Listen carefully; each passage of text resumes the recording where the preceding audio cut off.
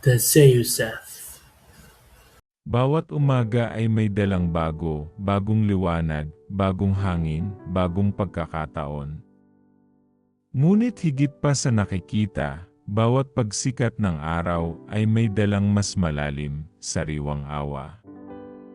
Awa na binubura ang mga pagkakamali ng kahapon at bumubulong, magsimula kang muli.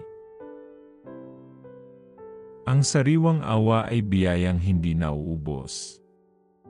Paalala ito na gaano man kabigat ang kahapon, hindi iyon ang magtatakda ng ngayon. Ang awa ay humaharap sa bawat pagkakamali ng may habag at sa bawat pagsisisi ng may pag-asa. Hindi ito kailangang paghirapan, ibinibigay ito ng malaya, tulad ng liwanag ng araw na sumisinag sa lahat. Magulo ang buhay.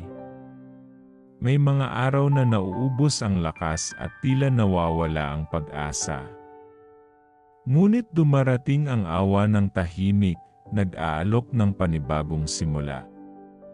Sinasabi nito, hindi ka tapos. Hindi ka nakalimutan. Ang bawat paghinga ay patunay na may layunin pa, may posibilidad pa.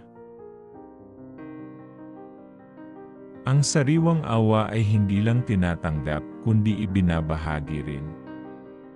Kapag ipinapakita ang awa sa iba, ito ay dumarami.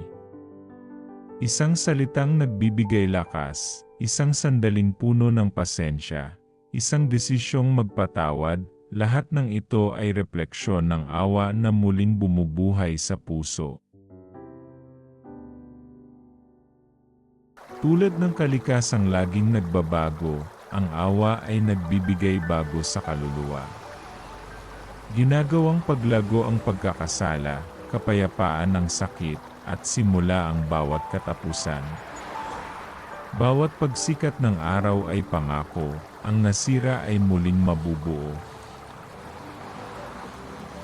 Ang sariwang awa ay tibok ng bawat bagong araw. Ito ang tahimik na katiyakan na anuman ang nangyari kahapon, laging may panibagong pagkakataon upang magsimula muli, upang mabuhay, magmahal, at umasa. Sariwang awa. Bago tuwing umaga. The Zeuseth.